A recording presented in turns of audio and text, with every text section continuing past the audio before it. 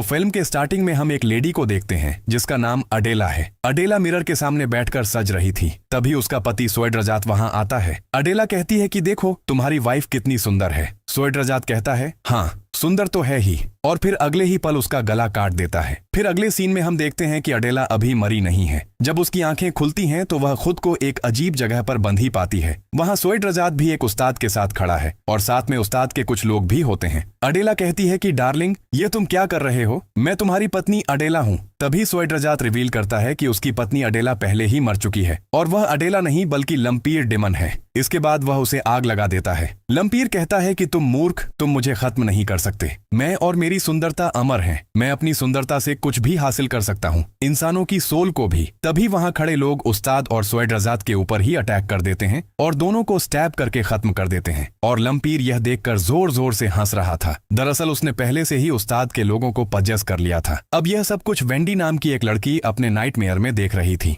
वह लगभग ही इस सपने को बार बार देखती थी। हम देखते हैं कि वेंडी की बैक पर एक स्क्रैच मार्क भी था। खैर तभी उसका बॉयफ्रेंड आंगा उसे कॉल करता है। वह बाहर कार में उसका वेट कर रहा था। 2 हफ्ते में उनकी शादी थी और आज दोनों प्री वेडिंग शूट के लिए जा रहे थे। वेंडी जैसे ही कार में बैठती है तो बालकनी की तरफ उसे एक छाया दिखाई देती है। इस समय आंगा वेंडी के गले पर स्क्रैच देखता है। वह कहता है कि लगता है तुमने फिर से नींद में अपना गला नोच लिया है। वेंडी कहती है कि कोई बात नहीं, मैं इसे मेकअप से ढांक लूंगी। बाद में हम दोनों को एक स्टूडियो में देखते हैं। स्टूडियो का जो आदमी था वह इन्हीं का दोस्त था जिसका नाम रवि था। शूट के बीच बीच में आंगा कॉल पर ही बिजी दिखाई दे रहा था, जिसके कारण गुस्से में आकर वेंडी उसका फोन छीन लेती है। अब स्टूडियो के बाहर हम इनके और 2 दोस्तों को देखते हैं जिनका नाम नांडा और एग्नेस है। नांडा बैठकर रील चला रहा था और एग्नेस बार बार खुद को मिरर में देख रही थी। एक तरह से वह अपने लुक को लेकर थोड़ा इनसिक्योर दिखाई दे रही थी। यहाँ मैं बता दूं कि एग्नेस रवि की गर्लफ्रेंड है। इस समय नांडा एक रील देख रहा था जिसमें एक अनसॉल्व्ड केस के बारे में बताया जा रहा था कि 10 साल पहले 6 दोस्तों का ग्रुप रहस्यमय तरीके से गायब हो गया था। उनमें राका नाम का लड़का तो एग्नेस के कॉलेज में ही पढ़ता था। नांडा उससे पूछता है कि तुम राका को जानती थी? एग्नेस कहती है नहीं,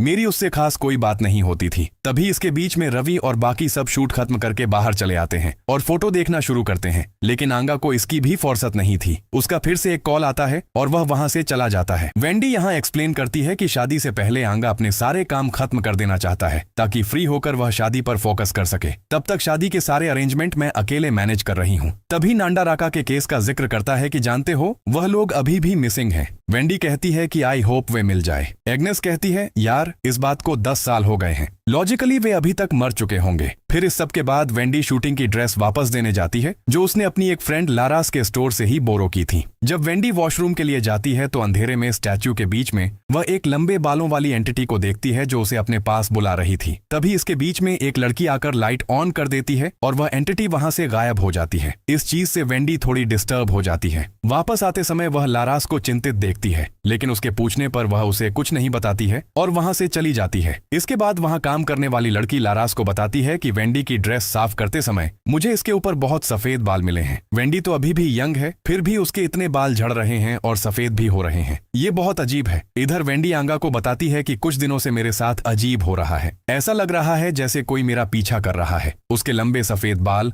लंबे नाखून हैं और वह कोई इंसान नहीं है। लेकिन आंगा उसकी बातों को सीरियसली नहीं लेता है। वह कहता है कि तुम बस थकी हुई हो, इसलिए तुम्हें इस तरह का भ्रम हो रहा है। देखो मैं समझता हूँ कि शादी का पूरा भार तुम्हारे ऊपर है। कोई बात नहीं, मैं जितनी जल्दी हो सके अपना काम खत्म कर रहा हूँ, फिर दोनों मिलकर इसे शेयर कर लेंगे। जिससे वेंडी थोड़ी कन्विंस्ड हो जाती है। अगले दिन एग्नेस सबको एक ट्रिप पर लेकर जाने के लिए ऑफर करती है। वह कहती है कि उसके एक दोस्त का विला खाली पड़ा है, वह उसे यूज नहीं करता है, वह बाहर ही रहता है और उसकी फोटोज दिखाती है। सबको वह काफी पसंद आता है। आंगा वेंडी को कहता है इस विला में एक और प्री वेडिंग शूट कैसा रहेगा, इस बार फोटोज भी काफी शानदार आएंगी। सब वेंडी को कन्विंस करने लग जाते हैं, लेकिन वह मना कर देती है। फिर रात में जब वेंडी नहा रही थी तो फिर से वही एंटिटी उसे हॉन्ट करती है, जिसके बाद वेंडी ट्रिप के लिए हाँ कर देती है। फिर अगले दिन सब ट्रिप के लिए निकल पड़ते हैं। एक 5वां शख्स रिस्की भी इन्हें ज्वाइन करता है जिसे एग्नेस लेकर आई थी। रवि उसे देखते ही गुस्सा हो जाता है कि यह साला नशेड़ी ज्वारी यहाँ क्या कर रहा है। यहाँ एग्नेस रवि को संभाल लेती है और कहती है कि अब यह सुधर गया है। रवि कहता है कि यह साला स्कैमर, इसने पहले भी हमें 10 मिलियन का ठगा था। रिस्की सफाई देते हुए कहता है कि मैंने वह जानबूझकर नहीं किया था और मैं पैसे वापस दे दूंगा। आंगा कहता है देखा भाई, वह पैसे वापस दे देगा, चल अब शांत हो जा। फिर वह वेंडी से पूछता है कि तुमने अचानक अपना फैसला कैसे बदल लिया। वेंडी कहती है कि मुझे लगता है कि तुम ठीक थे। शादी की तैयारी के दबाव से ही मुझे स्ट्रेस हो गया है, जिसके कारण मुझे वह सब चीजें दिख रही हैं जो रियल में नहीं है। आंगा कहता है कि देखो, इस ट्रिप के बाद सब कुछ ठीक हो जाएगा। फिर कुछ टाइम बाद सब विला तक पहुंच जाते हैं। इसी बीच नांडा रिस्की से पूछता है कि तुम इतना बड़ा बैग क्यों लेकर आए हो? हम तो यहाँ बस 2 दिन के लिए आए हैं। सबके चले जाने के बाद रवि उससे अलग से बात करता है कि सुन रे साले, सबने तुझे शायद एक्सेप्ट कर लिया है, लेकिन मैंने नहीं किया। अगर तूने यहाँ कोई भी गंदी हरकत की, खासकर एग्नेस के साथ, तो मैं तुझे यहीं खत्म कर दूंगा। फिर अंदर एग्नेस सबको विला दिखाती है। बाहर से विला जितना शानदार लग रहा था, अंदर से और भी ज्यादा था। वहाँ ढेरों एंटीक आइटम्स रखे हुए थे। वेंडी कहती है कि ये तो काफी विंटेज लग रहा है, ये कितना पुराना होगा? एग्नेस बताती है कि मेरे दोस्त ने बताया था कि इसे 1900 में उसके पूर्वजों ने बिल्ड करवाया था। इसी बीच शॉकिंगली हम अडेला की पेंटिंग को देखते हैं। नांडा पूछता है कि यह किसकी पेंटिंग है? एग्नेस बताती है कि यह अडेला मेरे फ्रेंड की एंसेस्टर है। कहा जाता है कि अपने टाइम की सबसे खूबसूरत महिला थी। नांडा कहता है कि मानना पड़ेगा, यह वाकई बहुत सुंदर है। फिर जब वेंडी उस पेंटिंग को देखती है तो वह चौंक जाती है कि यह तो वही है जो मुझे सपने में दिखाई देती है, लेकिन वह किसी को इस बारे में कुछ नहीं बताती है। खैर, दूसरी तरफ रवि फोटोग्राफी कर रहा था, तभी वह खिड़की में अडेला को देखता है, लेकिन कैमरा हटाकर देखते ही वह गायब हो जाती है। फिर अगले दिन आंगा और वेंडी का आउटडोर शूट चलता है। सब बाहर ही होते हैं। इसी बीच एग्नेस एक्सक्यूज लेकर बाथरूम में चली जाती है। फिर कुछ टाइम के बाद रिस्की भी बहाना करके अंदर चला जाता है और यहाँ रिवील होता है कि रवि की कही बात बिल्कुल सही थी। रिस्की एक नंबर का फ्रॉड और चोर टाइप का आदमी था। वह यहाँ चोरी के इरादे से ही आया था। इतना बड़ा बैग वह इस वजह से लाया था। वह जल्दी से सारे एंटीक आइटम्स अपने बैग में भरना शुरू करता है। इस समय वह एक सीक्रेट जगह के बारे में जानता है। वह सोच रहा था कि यहाँ उसे कोई जैकपॉट मिलेगा, लेकिन यहाँ लंपीर उसका वेट कर रहा था, जिसे देखकर वह डर जाता है। तभी अगले पल लंपीर वहां से गायब हो जाता है। सामने वह एक रोल पड़ा हुआ पाता है। पहली नजर में वह इसे खजाने का नक्शा समझ लेता है, लेकिन वह नहीं था। उसमें बहुत अजीब और भयानक ड्राइंग्स बनाए हुए थे और लिखा था कि यहाँ से बाहर जाने का कोई रास्ता नहीं है, और आखिर में लिखा था कि यहाँ से सिर्फ एक ही बाहर जाएगा,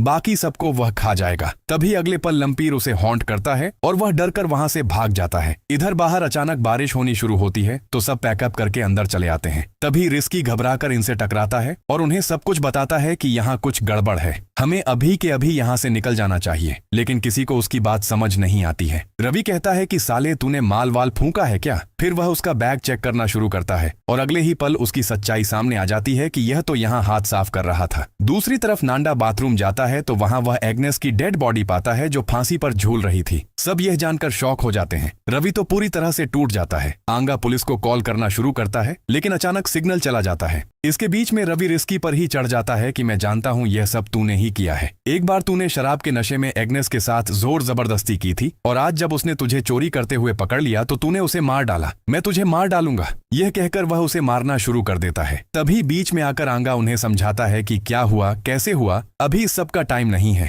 पहले हमें यहाँ से निकल जाना चाहिए। फिर सब एग्नेस की डेड बॉडी लेकर वहां से जाना शुरू करते हैं। तभी वे सब अजीब चीज नोटिस करते हैं कि विला पहले जैसा दिखाई नहीं दे रहा था। वह तो वैसा लग रहा था जैसे वह 1000 साल से जनशून्य पड़ा हुआ है। सब लोग समझ जाते हैं कि इस विला में कुछ गड़बड़ है और तुरंत वहां से जाना शुरू करते हैं, लेकिन वे वहां से निकल नहीं पाते हैं। बार बार घूमकर उसी विला के सामने आ जाते हैं। सब बहुत चिंतित हो जाते हैं कि आखिर यह सब क्या हो रहा है। आंगा फिर से कोशिश करता है, लेकिन इस बार रास्ते में लंपीर उन्हें हॉन्ट करता है, जिसके कारण कार जाकर पेड़ से टकराती है और कार खराब हो जाती है। और इस तरह यहाँ से जाने के सारे रास्ते बंद हो गए थे, जैसा कि उस रोल में कहा गया था। इधर सब विला के अंदर वापस चले गए थे। रिस्की कहता है कि भले ही मैं चोर नशेड़ी हूँ, लेकिन मैं खूनी नहीं हूँ। मैंने एग्नेस को नहीं मारा। यहाँ कोई नेगेटिव एनर्जी है जिसने यह सब किया है। चलो मैं तुम्हें कुछ दिखाता हूँ। और सबको वह सीक्रेट जगह दिखाने लेकर जाता है, लेकिन डर के मारे नांडा वहाँ नहीं जाता है, वह बाहर ही रहता है। यहाँ वह उन्हें वह रोल दिखाते दिखाते कहता है कि देखो, हमारे साथ जो कुछ भी हो रहा है उसके बारे में इसमें पहले से ही बताया गया है। पहले एग्नेस की मौत और फिर हमारा यहाँ से बाहर न जा पाना। हम यहाँ फंस गए हैं। इसमें कहा गया है कि सिर्फ एक ही यहाँ से बाहर जा सकेगा और बाकी सबको वह डेमोन खा जाएगा। लेकिन आंगा उस रोल को बकवास कहता है। वह कहता है कि यह बस किसी साइको का गेम है जो चाहता है कि हम सब एक दूसरे को मार डालें। रिस्की कहता है, लेकिन कौन? वह कौन है जिसे हमारे मरने से फायदा होगा? तभी वेंडी रिवील करती है कि उसका नाम लंपीर है। मैं उसे जानती हूँ, वह इंसान के रूप में एक डिमन है। रिस्की पूछता है, तुम यह सब कैसे जानती हो? वेंडी कहती है, क्योंकि मैंने इस जगह को अपने सपने में देखा था और लंपीर को भी। लेकिन आंगा अभी भी उसकी बातों पर यकीन नहीं करता है। वह कहता है कि लंपीर बस तुम्हारे सपने में है, वह रियल नहीं है, और उस रोल को आग लगा देता है। इधर नांडा अकेला होता है। अचानक वह एग्नेस की आवाज सुनता है। वह उसे अपने पास बुला रही थी। नांडा को यह अजीब लगता है क्योंकि एग्नेस तो मर गई थी। दरअसल वह लंपीर था जो उसके साथ गेम खेल रहा था। इससे पहले वह कुछ समझ पाता, लंपीर उसके ऊपर अटैक कर देता है। उसकी चीख सुनकर सब चिंतित होकर उसे ढूंढना शुरू करते हैं। इस समय वेंडी जब एक रूम का दरवाजा खोलती है तो वह देखती है कि लंपीर नांडा की बॉडी को खा रहा था और डिमोनिक वॉइस में उस पर हंस रहा था, यानी रोल की बात सच हो रही थी। वेंडी उसे देखकर जोर से चिल्लाती है, तभी दरवाजा भी बंद हो जाता है।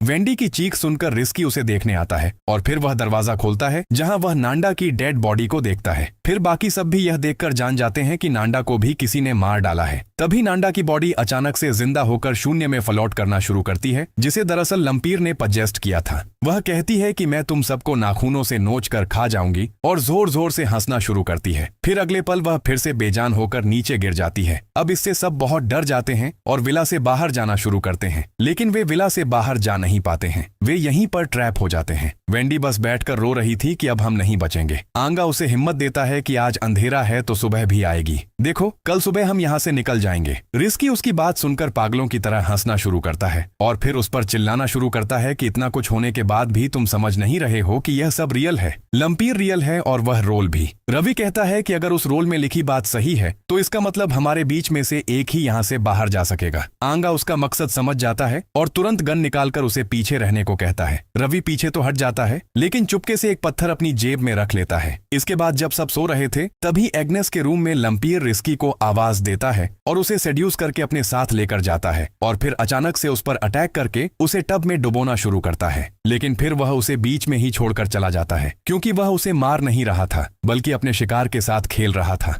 रिस्की जब टब से बाहर निकलकर आता है तो वहां वह रवि को पाता है। वह उसके सामने रोने लगता है कि लंपीर मुझे मारना चाहता है, मुझे बचाओ। लेकिन उल्टा रवि उस पर अटैक करके उसे खत्म कर देता है। आंगा और वेंडी जब वहां आते हैं तो रवि उनसे झूठ बोल देता है कि मैंने कुछ नहीं किया, इसे लंपीर ने मारा है। फिर बहाना करके वह आंगा की गन निकाल लेता है और उसे शूट करना शुरू करता है। लेकिन वेंडी आकर उसे पकड़ लेती है तो वह वेंडी को भी मारकर बेहोश कर देता है और अब वह उसे शूट करने जा रहा था। खींचतान में गन से मिस फायर हो जाता है और आखिर में उनसे गन छूटकर नीचे गिर जाती है, जो वेंडी के पास ही गिरती है और इधर दोनों फाइटिंग शुरू कर देते हैं। रवि आंगा पर भारी पड़ता है। फिर एक कपड़े से वह उसका सांस रोकना शुरू करता है। तब तक वेंडी का होश वापस आ गया था और वह रवि पर गन तान कर पकड़ती है, लेकिन वह जानती ही नहीं थी कि गन तो खाली हो गई थी। इसके बीच में आंगा को फाइट बैक का मौका मिल जाता है। वेंडी दौड़कर जैसे तैसे करके एक नाइफ लेकर आंगा को बचाने आती है, लेकिन तब तक रवि आंगा को एक लकड़ी से स्टैब कर चुका था। आंगा रवि को पकड़ लेता है और वेंडी को भागने के लिए कहता है। वेंडी दौड़कर ऊपर की तरफ चली जाती है और एक बेड के नीचे जाकर छिप जाती है। तभी रवि भी वहां चला आता है और उसे ढूंढना शुरू करता है। जल्दी से वह वेंडी को पकड़ लेता है और उसका गला दबाना शुरू करता है, लेकिन तभी वहां लंपीर चला आता है और उसे हॉन्ट करता है, जिसके कारण डरकर वह वेंडी को छोड़कर वहां से भागना शुरू करता है।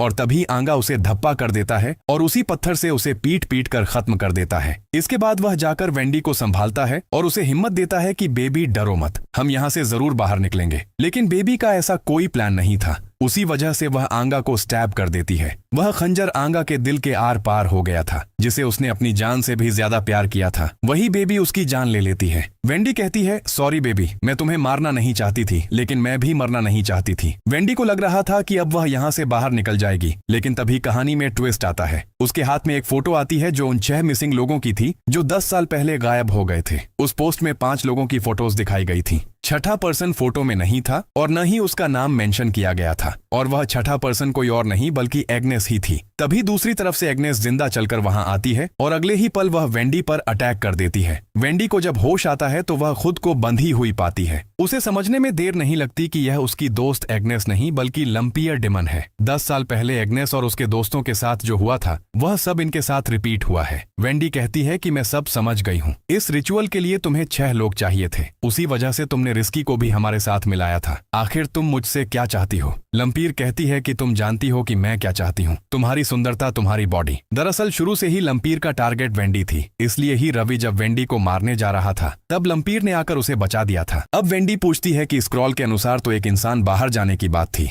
लंपीर कहती है कि यह एक साइकोलॉजिकल गेम था ताकि मेरा काम आसान हो जाए। और अब लंपीर अपने असली रूप में आती है और घुटनों पर चलते चलते वेंडी के पास आकर उसके प्राइवेट पार्ट से उसके अंदर घुस जाती है, जिससे वेंडी की मौत हो जाती है और लंपीर उसकी जगह ले लेती है। इस तरह लंपीर को फिर से एक जवान और खूबसूरत बॉडी मिल जाती है, जिसके बाद वह वेंडी के रूप में इस विला से निकलने लगती है। स्टार्टिंग में उसने अडेला को मारकर भी उसकी बॉडी ले ली थी। इसके बाद वह एग्नेस के साथ जो 2 लड़कियां थीं, इनमें से एक के अंदर थी और 10 साल पहले इन्हें विला में लाकर अपना शिकार बनाया और एग्नेस की बॉडी ले ली थी। आगे जाकर वेंडी भी इसे दोहराएगी और यह साइकिल ऐसे ही चलती रहेगी, जिसके कारण लंपीर हमेशा जवान और खूबसूरत बनी रहेगी। और यहीं पर इस मूवी का अंत होता है।